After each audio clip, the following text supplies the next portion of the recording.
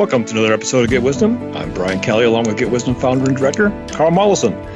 This week, Creator reveals the mystery of Carlos Castaneda and shamanism. And I think I got his name right. I looked it up in Spanish pronunciation. Should be an interesting show, Carl. There's a lot of different layers, I think, to the whole topic of shamanism and then, supposed occult powers that go with it. And first you have to get past the idea of whether it's fact or fiction. Do these kind of human being even have such abilities? And then once you get past that, then you can start asking all the other questions about what are they, how do you get them, is there a morality test involved? It's a very complex topic. Yes, indeed. And this might seem like a historical relic to many. Our younger viewers or listeners won't have heard of him, probably. But he's representative of a whole body of beliefs all around the planet, because shamans are very much a figure in indigenous peoples' cultures all around the planet. And there are shamans among us in every country doing spiritual things, healing maneuvers, and so on. So this is a useful topic to explore. This isn't just some kind of esoteric sort of spiritual archaeology going on here. Indeed. Castenada was a academic. He wrote a number of books that are quite popular. You can still get them. They're still in print. And he explores the whole experience he had with supposedly meeting a Mexican shaman named Don Juan Matus, and his whole apprenticeship with that. So it's a fascinating journey, nevertheless. And we'll get right into it. We got a lot to cover. You asked Creator, anyone who takes more than a passing interest in multicultural spiritual topics will inevitably encounter the writings of Carlos Castaneda. Wikipedia has this to say about Dr. Castaneda. His books were ethnographic accounts describing his apprenticeship with a traditional man of knowledge, or shaman, identified as Don Juan Matus, allegedly a Yaqui Indian from northern Mexico. The veracity of these books was doubted from their original publication, and they are now widely considered to be fictional, end quote of the Wikipedia quote. Yet for anyone who takes serious time to study his works, it seems almost impossible to draw the same conclusion this is entirely a work of fiction. What is Creator's perspective on Castaneda and his life's work? All right, this is what I channeled from the Creator of all that is. These are Creator's words. As strange and unsettling as it might be to those critics who dismiss this body of work entirely as fiction, we can tell you this was based on an actual interchange of human relationships by the author and his shaman friend who guided him and revealed many, many insights that Castaneda was probing. The important thing to keep in mind is that no human is an accurate reporter in all ways at all times, based solely on their own life experience. You are all working in the dark, and that includes the more advanced among you, the latter being blessed by some greater intuitive reach and perhaps a keen inner desire and dedication to study life forces and the esoteric phenomena that are in the borderland, the interface between the material world and the etheric plane from your perspective. Reality extends through multiple dimensions. So it is directly possible to have supernormal, paranormal, whatever you might want to call it, experiences of all kinds, and to be within realms beyond your understanding as a material being in physical form.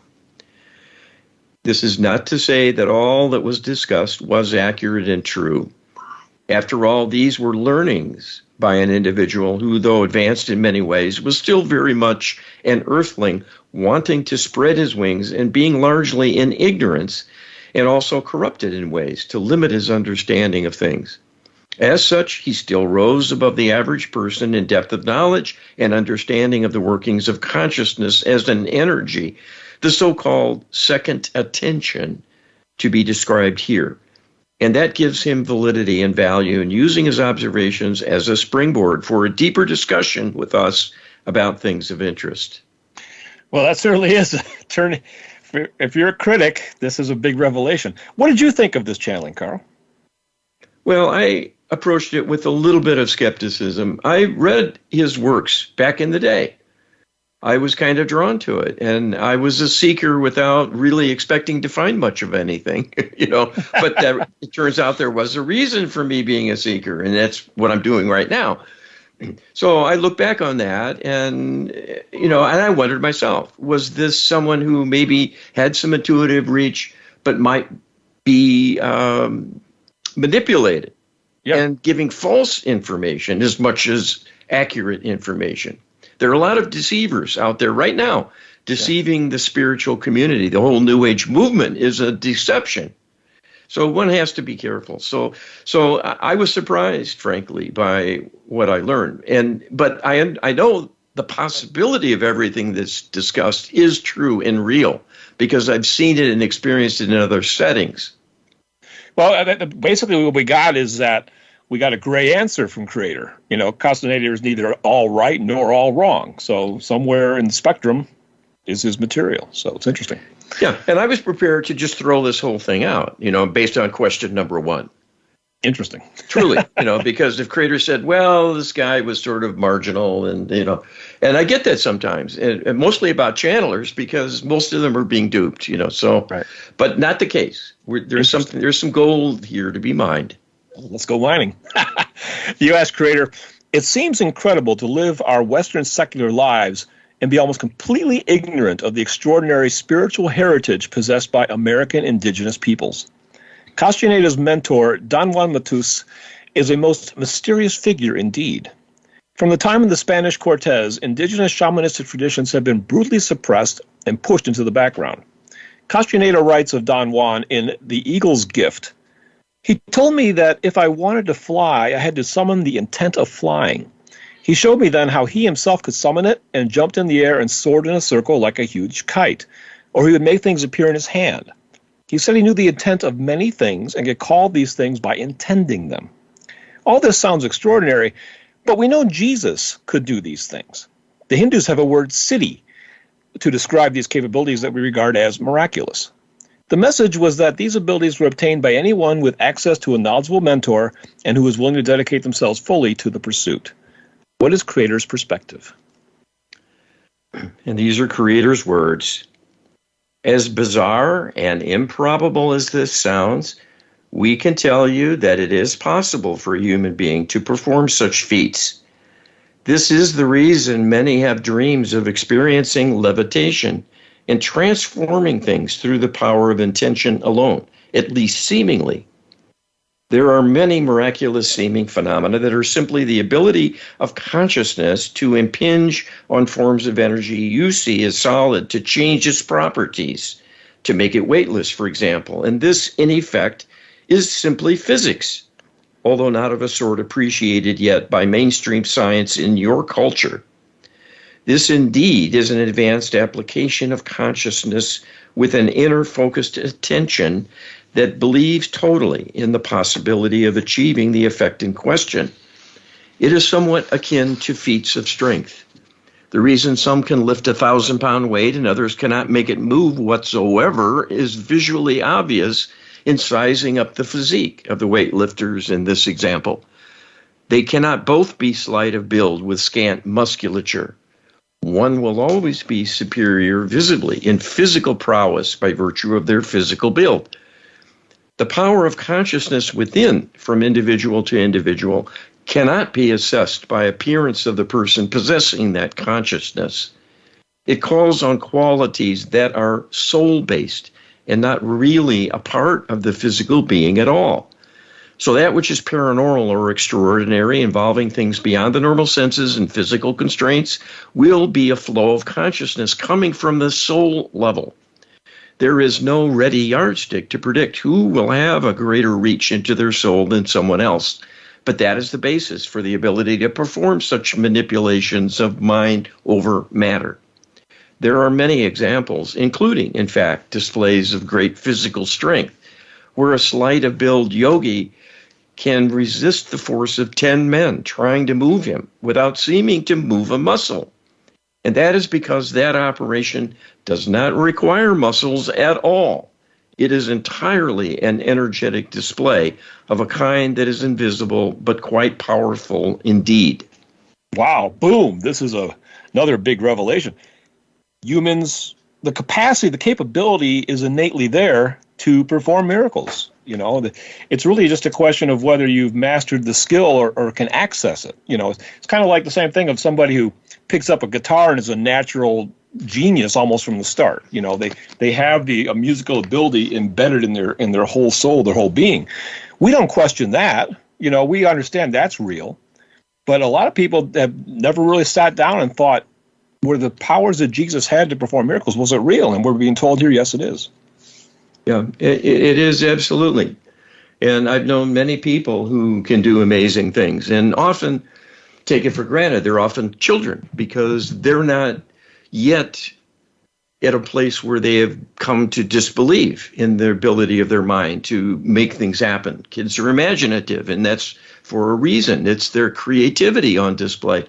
I had a client one time, and we were just kind of chatting, and she told me when I was a little girl, I could hold a branch from a plant in my hand or a bush, and I could make the flowers bloom on the spot. Yeah. They would just burst forth. Wow. I can't do it anymore, but I did it as a little girl. I wonder what that was, Well, I've heard other people who have done that same thing. This is what we're talking about, mind over matter. Absolutely. You asked, Creator, it seemed the key and focus of learning to perform miracles in the waking state was to learn to do these things first in the dream state. Without mastery of the dream world, there could not be mastery of the physical world. Nearly all of Castaneda's training was focused on gaining mastery of the dream world, or the second attention, as Don Juan called it. It is assumed that the second attention is a synonym for our intuitive faculties. Our waking state is the first attention. Mastery of the second attention or intuitive faculties was the principal pursuit of the shaman and the source of his knowledge and ability to be used in service to his people. The sorcerer, on the other hand, is one who works to attain the same mastery, but only to serve the self in the pursuit of power and control over others. What is Creator's perspective? Right. The Creator tells us the description of accessing the dream state as a pathway to greater intuitive reach and power of the sort that it can exhibit phenomena like mind over matter is indeed a clue about the mechanism involved. With consciousness and the level of the mind most adept and most capable of bringing such things about.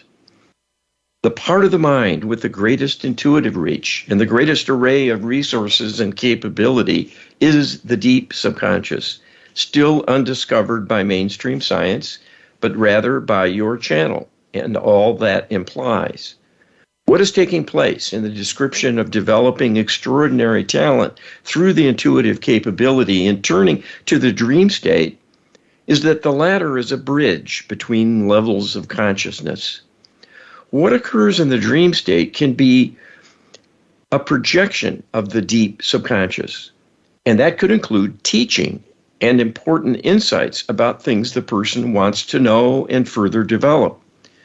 Because there is a keen interest and commitment in doing so, the deep subconscious will do its best to communicate, but cannot talk to the conscious self directly. The only path left is through communication during the dream state and helping to arrange things so that a person will recall them upon awakening and then have them go into long-term memory, accessible by the conscious level of the mind to be utilized and practiced. The intuitive realm can be reached by the conscious self with practice, but it will not have a large part of the mind privy to the storehouse of knowledge accumulated by the deep subconscious in being able to review the Akashic records and other repositories of consciousness to a much greater level of detail and certainty. So the average person, confined mostly to the conscious level of perception, is quite limited in functional capability. The application of the intuitive reach and what it might show you, as in all actions, will influence what comes next. If this leads to something good, something beneficial, new growth and learning, it will be a benefit and a positive contribution to human awareness and knowledge. On the other hand, when the power of intuitive reach is directed towards causing harm or serving the self in a pursuit of power and control in answer to jealousy, greed, or satisfying the ego, wanting to be seen as better than others, such dark impulses will corrupt potentially everything the person does. And that includes their intuitive explorations and consequences. The sorcerer is a perpetrator of evil. It might not start out that way. It might simply be a desire to regain a level playing field by someone who has been harmed and wants to fight back. But pursuing power is a very slippery slope. It almost always creates a false reward because that power, in coming from somewhere, leaves a vacuum. And if evil fills that vacuum, what you are doing in drawing to yourself something not earned creates two pockets of distortion. The first in leaving a deficit that will cause harm to others. The second being acquisition of unearned power, and it will harm the self in causing a corruption to drag you down and taint all you do. You can be sure that the law of karma will reckon with these distortions, and at some point, all of the personal gains you might acquire through manipulations of consciousness will be taken away, and then some. Because corruption and negativity will spread to infect others through your actions, and their resulting pain and suffering will be on your head. Many have fallen into the temptations of the path of the sorcerer, and it can be a long road to return to even where they were before, let alone make real and lasting gains in their soul's journey and development. Well, I think that last sentence kind of says an awful lot about the hazards of the path of sorcery.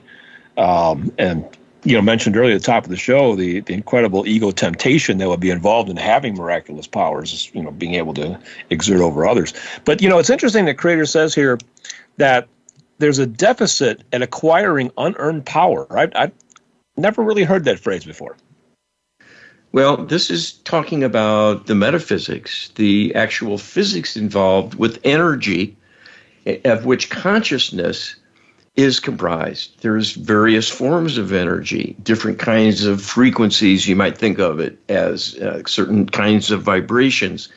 And also it's modulated by an intention. And so this is complicated, and we don't understand all the details as human beings as yet. It's beyond our pay grade at the moment. But we're getting important clues to how this all works. And one of the most important things to understand about shamanic realms is avoid the dark aspects and the temptation to use it for personal gain and empowerment in a way that could harm other people, because that will harm you in the end. I have many clients who have been subject to high-level psychic attacks by such people, and they can literally be deadly if they're intense enough and prolonged enough and the person becomes too weak. So this is nothing to trifle with. No. And there are ways to get such knowledge, and it's never a good idea because there is a lot of evil out there, and it will wrap itself around you and smother you in the end.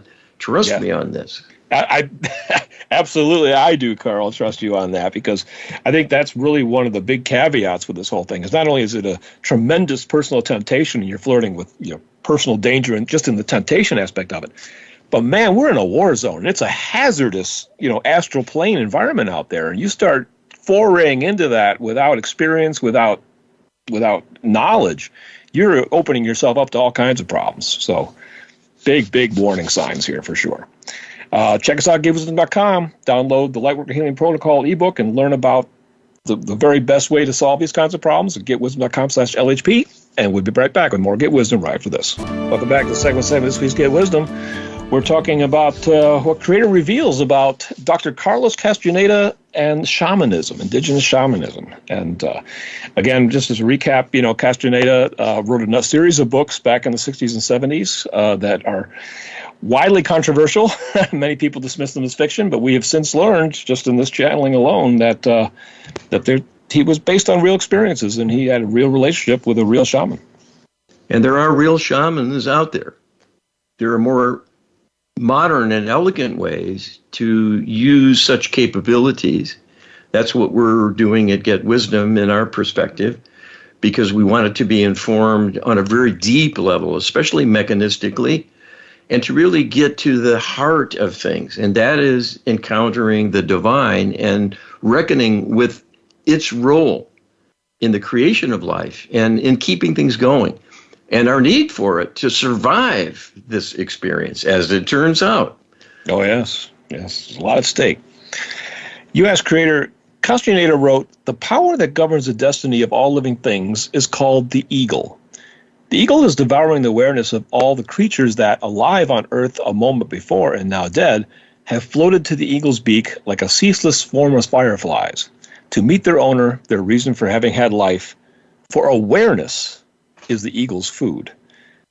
This seems like an incomplete description of the creator of all that is, accurate to a point, but missing the quality of love and the desire on the part of the creator for partnership with his creations. This is further reflected in this passage. The eagle, that power that governs the destinies of all living things, reflects equally at once all those living things. There is no way, therefore, for man to pray to the eagle, to ask favors, to hope for grace. The human part of the eagle is too insignificant to move the whole. These are the words of Don Juan Matus. And we're asking, as powerful as Matus was, as Don Juan was Don Juan missing the forest for the trees with this answer of his? What can Creator tell us? All right, and Creator says, we would say you have hit the nail on the head in seeing there is indeed something missing here. And this wise and knowing shaman had, in fact, a blind spot in his thinking and awareness that the force behind all he saw and did energetically was, in fact, a consciousness fully aware of him and all his doings and the lives in fine detail of everyone and everything else, all creatures, great and small. So the shaman was appreciating the interconnectedness of everything, and that somehow this traced back to some kind of fundamental energy of origin with some kind of mysterious meaning, but not one that could be fully comprehended and described, and certainly not in any detail. That is why the description turned to the symbolism of the eagle as a kind of metaphor representing something above the earth, something lofty, something that can soar and is not constrained, but still mysterious in its workings and with an unstated and unknown reason for existence and agenda. You see this dilemma in the teachings of most indigenous peoples. There is an intuitive appreciation of something greater out there, and sometimes varying awareness and description of that mysterious causal force having a purposeful influence on things, as in causing storms, for example, that could be rewards or punishment. You see this in the Native American cultures talking of Mother Earth and Father Sky, and many symbolic representations of actual phenomena concerning the existence of spirits and the Great Spirit above all. The idea of interaction in a purposeful way is a more advanced notion that was not usually thought to be possible on a personal level. This is why many indigenous peoples have rituals done by groups. The entire village, for example, engaging in a ceremony of some kind with music, song, or chanting, and sometimes a ritual sacrifice to pay homage to the great force beyond that was poorly understood, and the best they could do was appeal to it in human terms, assuming that making a sacrifice, even of the life of another human being, would be recognized as something of great value and the highest of tributes, because it was surrendered through suffering, pain, and grief of surviving friends and family. That, to be sure, depicts the level of importance seen in this great force beyond, needing appeasement, with some attempt to cultivate at least a relationship where the humans are accepted and seen as being in good standing. That is a far cry from the personal one-on-one partnership available to all for the asking that is governed by your own mind, but will always be heard and acted upon from our side. Even if you cannot see or hear us, we see and hear you, and things will flow from there. Okay, I think this is a monumentally important question and answer. because essentially this is getting at the heart of what we stand for here at Get Wisdom, which is establishing a partnership with Creator. And effectively here we have Don Juan saying that such a partnership is not even possible. Well, who's right, Get Wisdom or Don Juan? And we're finding out from Creator that it's actually Get Wisdom that's right on this. And this is the point I wanted to make earlier, is that the ability to manipulate energy and alter physical reality is not a measure of the wisdom of the individual involved and whether they have all the answers or not. Eric Clapton is considered one of the best guitarists in the world, but do you consider him wise beyond all measure, Carl? It's really, performing miracles is a skill, but it doesn't necessarily be the be all and end all. And a real quick point I want to make is, if we think about the movie Star Wars, and the Jedi is a kind of the shaman, right? And it's a fictional account, but yet Creator has told us in previous shows that the Star Wars saga is based on a lot of divine inspiration. So if we take that as meaningful, think of Luke Skywalker in the snow cave when he's reaching for his lightsaber and struggling to get it to move to his hand. So the point is, there's gradations of miraculous powers, gradations of knowledge, and somebody can be very adept at performing miracles and at the same time not have a clue about partnering with Creator, Carl. Well, we all are a miracle in many respects, and we take it for granted because there's so many of us and so many miracles. It seems ordinary, but I assure you it isn't. This didn't happen by chance. It didn't happen through evolution. It was planned. It was created through an intelligent force and a loving force. So your comment about Eric Clapton, I would say, he was showing his divinity in his music. Sure, absolutely. People see what he did as a miracle because they are tone deaf, or their musical talent is meager and feeble, and they see that and they're in awe of him. Right. Well, he didn't have a full-rounded persona. None of us does. But talent is what you allow to be expressed, and partly your life mission as well, what you might need for what you're setting out to do. So it's a wide topic. But each aspect and each facet reflected in a person and who they are that makes them unique and distinctive is a part of the whole. It is a part of the divine. And we can tap into that more directly. This is what I do as a channeler. I'm not a literary genius. I can't take 10 questions from you and sit down in an hour and a half and spew out answers that are really gems of their own. That's coming from somewhere beyond me. Yes. And I believe it to be Creator, and it hasn't failed us yet. And having a balanced view that's love-based, but also recognizes evil for what it is. And that's the piece that's missing in most of the so-called spiritual narratives. So we need to wise up and step into our power more than we have, and at least know that we have power we can call on from the divine to make up for our shortcomings. And we need a lot of that right now. Absolutely. Well, speaking of evil, we're actually going to look at that real quickly here.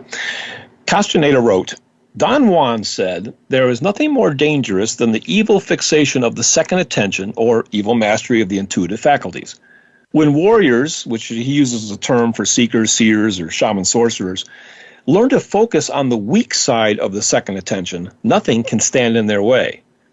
They become hunters of men, ghouls. Even if they are no longer alive, they can reach their prey through time as if they were present here and now. How big is the problem of dead, evil sorcerers? Are these some of the human hybrid spirits that seem to have partnered with the fallen angelics? If they were particularly adept sorcerers when alive, might their powers even exceed that of some of the fallen angelics, similar in the way that Anunnaki spirits managed to control and repurpose the fallen angelics for evil aims? Okay, well, there's a lot in this question. Yeah, I know. This is an Olympic question, and it uses a lot of jargon and terminology not everyone will understand. But there are extraterrestrial spirits, and Anunnaki are an example of an extraterrestrial species. They're probably at the head of the line in terms of bringing savagery to our Earth. And when they die, they don't go back to heaven many times because they don't believe in it. Right. And trapped in this depravity they created by moving away from the divine. And so did the angelics under Lucifer. It's talked about in the Bible. So those are the fallen angelics. They're the so-called demons people talk about. We call them spirit meddlers. And there are human spirits who become earthbound, and they cause people no end of trouble because they'll attach to them and then often are seeking harm, or at least they're highly troubled and they rub off and cause emotional problems and worse. We're asking about a particular category here, which is actually dead sorcerers. So these are dead humans with powers. Well, and if you think about this, the criminals amongst us are less likely to return to the light on average than someone who has an upright, good citizen life, because they're more in divine alignment, and they'll have a little more strength to work with, to see the light callers coming to greet them. Everyone is invited back, no matter who they are. Right. But some people are more able to get back home than others. And so when someone who's evil in the physical goes into the lower astral plane as a spirit, and they retain that evil perspective, look out below, because they can still cause harm. So this is what Creator says. This is an insightful description of real phenomena. The evil in wanting to manipulate others for power and control through the intuitive reach tempts many and draws them into a state of corruption, causing great harm to those around them. When it is easy to harm others in order to preserve the self and do so without leaving visible traces, it is impossible to prove such mischief and obtain relief in most cases from the legal system, or even many times recruit supportive friends and family if they do not believe in such phenomena that they are possible, and attribute the complaints and suffering of the victim to a mental imbalance from the inability to believe their story. In prior eras, everyone was conversant with the now esoteric realms and the power of the darkness to cause harm through the thoughts of those who may be living or even having passed on, somehow able to continue a campaign of terror and manipulation through their thoughts and the power of the hatred they displayed while alive. All of this is true. Those lost soul human spirits that become earthbound, who have had a history of using their mind with various types of dark arts to effect curses and other manipulations of their human victims, may well not stop when they transition from the body and remain earthbound, because they are not a vibrational match to the heavenly realms, and will likely not even see the light callers who come to greet them and guide them home. They will be preyed on by the dark fallen angelic spirits looking for energy, and often recruited by the extraterrestrial spirits you speak of to become a kind of human weapon that is invisible but can be deadly in carrying out a focused campaign of destruction against the living through mounting high-level psychic attacks to harm people and even things around them. Your channel has done many clearings of properties where such hybrid spirits have wreaked havoc, breaking appliances, damaging things, and causing disruptions and delays and human misery. All the while they are harming the living, dark spirits of all kinds are digging a grave for themselves. The dark fallen angelics are on the road to oblivion. The human and extraterrestrial dark spirits can be rescued more readily, but all can be saved. In effect, they are leading you closer and closer to a dark fate through their manipulations. The challenge for humanity is to heal all such perpetrators. If that is accomplished, there will be nothing but a positive path. People may still choose to move along at fast or slow as a consequence of their perspectives, but as a far better dichotomy than choosing between moving forwards or backwards, and what that will bring. Well, we get another emphatic answer that, yes, evil sorcerers are a potential problem. And in fact, Don Juan, in the question, said that these dead sorcerers can actually reach through time to attack their victims. So this is a hazard for even you and me in this modern environment now. So it speaks to having a solution to deal with this problem. But in order to really, know that it's important to latch onto the problem, you have to understand or latch onto the solution for the problem. You have to understand that A, there is a problem, and B, the extent of the problem. And in this case, there is a problem, and it's huge. So we really need a powerful solution, Carl. Well, and it takes power to deal with this kind of thing because of free will. And that's what got us here. Free will allowed evil to sprout. And then it became the responsibilities of those around that evil who have free will to recognize it and deal with it. That's what we're doing in bringing in the divine.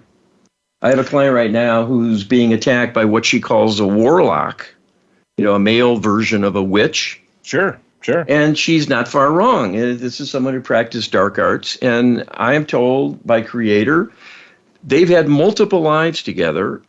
And she harmed him in one of those lives, and now he wants revenge, and he's followed her into her current life as a spirit, and is attacking her, trying to kill her. Yeah.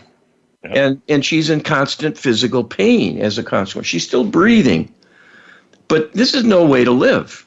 Right. So these forces can be quite nasty and quite real. So we're not telling you this to cause fear and keep you up at night. We're here because these things do happen. People harm one another with dark thoughts all the time in low-level ways, sniping at you, bickering, sabotage, in the workplace, backstabbing, starting rumors, and getting in with the boss and telling tales about you. Those things happen all the time in offices and other job settings, and it's very nasty. And it's a form of evil in a lower level way, but still, this psychic intention of dislike and hatred will go out to your victim and stick, and it will darken them, and it's a wounding. Yeah, it's just like you slapped them or kicked them in the sensitive zone, and that'll have a consequence for you if you're the perpetrator. And it's even worse than that. It's really like sticking a crosshairs on them, or it's taping the paper to the back of their back. It says "kick me," and then people start coming up and kicking them. It's why are people kicking me, right? So you get that ball rolling. You're going to be responsible for all the outsiders that pile on. So it's a very hazardous road to go down, Carl. Well, unfortunately, people are moving away from religion, which is a path to God. It's not the only one. And unfortunately, that has become quite corrupted and divisive. So now you have religions fighting with each other. I mean, what is holy about that? My goodness. Yeah. And it's not just the path to God thing, which of course is of monumental importance, but in many ways, religion throughout the ages has been your first aid kit for this stuff. Yeah, and it's fallen short, frankly, because it didn't have all the answers, and it still doesn't. And we're here to bring divine wisdom directly from the source. Yes. And give you Creator's words in describing what we're facing, why that happens, and what to do about it. This is something really new to the planet in this form with such fidelity and completeness and accuracy. We've had many prophets, but mostly working through psychic means, and so they get impressions. Right. They get things symbolically, and then they have to turn that into their own words somehow and convey that in its meaning. And they do fairly well, but it doesn't have quite the same power and authenticity as a description word for word that describes accurately the phenomena you face and how you can work to change it. This is a new ball game, but time is getting short to actually get in the game and then win. We know it's possible, but we have to make the move. You and I and everyone hearing these words has to sign on and do their part, reaching out to Creator, asking for deliverance and healing for the interlopers, especially to get them off our neck. We'll be back with more Get Wisdom right after this. Welcome back to the final segment of this week's Get Wisdom. We're looking at the writings of Dr. Carlos Castaneda and indigenous shamanism and what Creator has to say about them all. And so far, Creator has quite a bit to say, and it's all fascinating, Carl. Well, this is a learning journey and an opportunity to see from that perspective. This is kind of a slice of our culture globally because of all the different indigenous peoples who have shamanism as an aspect of how they live their lives, because everybody needs some spiritual help in whatever way they can sense that. And that's what shamans do. They bridge that gap for people. And so they're sort of like a pastor. They're sort of like a religious figure who, in an informal way, a more natural way, provide that service. And this is something open to everyone to get better at doing, to use your own intuitive ability and cultivate it. And it will help you in many ways. And even without any intuition, if you reach out to the Almighty, you'll be answered and help will be given. It might be over time, but it will happen. Indeed. U.S. creator Castaneda wrote, "All archaeological ruins in Mexico, especially the pyramids, were harmful to modern man." He, Don Juan, depicted the pyramids as foreign expressions of thought and action. He said that every item, every design in them was a calculated effort to record aspects of attention that were totally alien to us. For Don Juan, it was not only ruins of past cultures that held a dangerous element in them. Anything which was the object of an obsessive concern had a harmful potential. For a tourist to pick up such an object found in ancient ruins and take it home can be dangerous in the extreme. What is Creator's perspective? All right, Creator tells us, all such archaeological relics were created as a consequence of extraterrestrial presence, dominating the humans of that time and essentially treating them as slaves. This continues today in their running the world from behind the scenes. The dark interlopers running things have been present throughout human history and contaminated everything about the earth and its makeup and inhabitants. You are different genetically. You are different culturally. You are different karmically than you were at the time of creation. It is all owing to the corruption brought your way by interactions with the interlopers directly and indirectly through psychic manipulation of you by their superior minds. What they lack is superior hearts. And that is why all they do is tainted and quite limited, with a selfish perspective that is self-serving for their benefit at your expense. This is why human institutions mimic theirs and are equally savage in being power hierarchies rather than communal and sharing, with tolerance and love as the currency. The cordings present in an object with dark past associations will persist because consciousness persists, and any creation of consciousness will persist. So, in effect, such an object is like having a mobile phone connection to the interlopers, and it puts you more closely in their orbit on a personal level to have something in your possession originating with them, at least in the sense of the energetics imposed on an object. Believe us when we tell you, you do not want a direct interaction with those beings. The false disinformation campaigns to promote the idea that extraterrestrials are benevolent and here to help you is a manipulation from first to last. It is a lie. It is being promoted to ensnare you, to make you complacent, more vulnerable, and allowing. It is a siren song that can destroy you if you do not resist. Any such physical object is like a beacon, an impossible means of projecting energy to you for nefarious purposes at a minimum, subliminal programming to shape your beliefs, lower your resistance, and at worst, to stir up within you any potential for wrongdoing or evil, to change how you are, how you act, and potentially recruit you in doing harm. It might only be to attend a mass rally that foments fear and divisive political rhetoric, but it could also be a mass demonstration that turns to violence and draws you into criminality. Such things are going on all over the planet, and it is orchestrated through an energetic manipulation of people's minds to exploit and manipulate them to become, in effect, a minion serving the darkness. Wow, it's always amazing how we start off with one topic and Creator quickly inserts the extraterrestrials into the answer. But in this case, the extraterrestrials are the answer to a lot of these ancient ruins. and to the effect that they've had on them energetically with a lot of artifacts. You know, this whole analogy of like a stone, like a carving perhaps that's picked up in an ancient ruin, being like a mobile telephone that could be used to program your subconscious mind. That is incredible stuff, Carl. Well, this is how they do their mischief. They manipulate through consciousness, and they use technology as an adjunct, but it can be done through physical objects of all kinds, stones and crystals, for example, if they're programmed to be on their wavelength and not a divine one. So there's a lot of aspects to this we can't get into in detail. But the world isn't safe, and people are acting crazy. And this is the reason, people. It isn't something in the water. Right. No. Unless it's placed there by ETs to be a transponder for their propaganda in the deep mind. They do that. Yes. But well, water can hold vibrations too. So. Well, this is an evil force.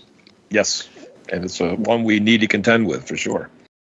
U.S. Creator, it's clear that the path of the shaman, as described by Castaneda, is a quite foreign, potentially dangerous spiritual pursuit, not supported by or even compatible with our modern life. Can Creator share with us how empowered prayer work and the Lightworker Healing Protocol are the safer and easier way to eventually achieve the same goals pursued by the shamanic seers of indigenous peoples? Will a more modern, easier, and safer shamanism path emerge after the interlopers have left and before ascension of humanity, assuming we get there? And Creator tells us, you are encompassing in your question the true reason for human existence and your destiny and the reason for the journey. The problem of evil is ascendant in your galaxy, a series of civilizations becoming corrupted by the influence of the fallen angels to darken things and turn people away from the light, to tempt them in adopting selfish perspectives and to seek power and control as an ultimate goal. And the slippery slope of this temptation is engulfed prior civilizations of extraterrestrials who are now functional psychopaths living through advanced technology as slave masters over everyone and everything in your galaxy. This is a force you cannot challenge directly. You lack the wherewithal to oppose them. This is a divine level problem, and indeed the divine has the wherewithal to rein them in and even transform them in healing the evil that is all pervasive. You are needed as a spokesperson from the human level in the physical realm, because this is a problem within the physical dimensions. It arose there and needs to be healed there. Someone must seek this in a serious way and go about it in a way that has a chance of success. Because the divine is necessary, you need us. Otherwise, it will not happen. The key in reaching out and enabling us to act on your behalf is to do the outreach. That is what prayer is for. Learning how to pray, what to pray for, and how to go about it to obtain the greatest effectiveness. You are teaching in the principles of empowered prayer through your outreach to the world by Get Wisdom as a platform. The Lightworker Healing Protocol is a much more detailed healing tool that consists of highly integrated and defined requests for divine healing and repair and removal as is most appropriate for every potential source of negativity influencing a being, to right the wrongs of history and their current dilemma and their future extension currently underway, but containing the follow-on from current difficulties and traumas. Healing through the Lightworker Healing Protocol can be applied to all time domains. All the lifetimes of all beings can be worked on and set right. That is the potential benefit you can unleash in reaching out to us through this tool. There are no risks to you because prayer, and any form of prayer as an advanced healing work involving us, is automatically shielded from outside awareness. Even the advanced interlopers in your midst cannot see what you are doing. Because they are not believers, being atheists, they will have no particular fear of you thinking about God or interacting with God, because to them it is a fairy tale, and they are happy to see you be primitive and misguided from their perspective. That is their Achilles heel, and the fact that their service to their own ego has weakened them, The fact their exalted position is based on a house of cards has made them cowards as well. You are the brave, and you are the mighty. This is the true meaning of the saying in the scriptures. It is the meek who shall inherit the earth. The love-based earthling they see as a primitive and weak and worthless race of beings in ignorance of the reality that love conquers all and is the prescription for your rescue. The ultimate healing will be a return to better function, greater happiness, robust health and vibrancy, and being able to live together with harmony and tremendous satisfaction in the doings. You cannot get there without attending to this obstacle. Humans are not ready to ascend, nor is the planet. There are too many global weaknesses, deficiencies, and degradations that need to be healed and cleaned up. That will only happen when the problem of the interlopers is dealt with. They need healing as well. They do not need to be healed completely at this stage, only enough they choose to withdraw. That will give you time to heal and move up to a grander way of living, and you will be more effective than ever in helping those in need. You must choose to be on that path, and it is an individual set decision for each one of you. The sooner you learn and absorb this message for what it represents and make that choice and reach out to us to say, I am here, I want to be aboard this grand procession and get to work with prayer and healing outreach on a daily basis, the better your life will become and the more joyous your existence, even under the difficult circumstances of your world at the moment. There is your charter. This is what you can do to help yourself reach out and make a difference. Yes. We've learned real quickly that the path of the shaman is real, but it is not the path that's going to save humanity, Carl. The Lightworker Healing Protocol is the means for doing that. Get that at getwisdom.com/LHP. That's all we have for this show, people. Thank you very, very much. Be well.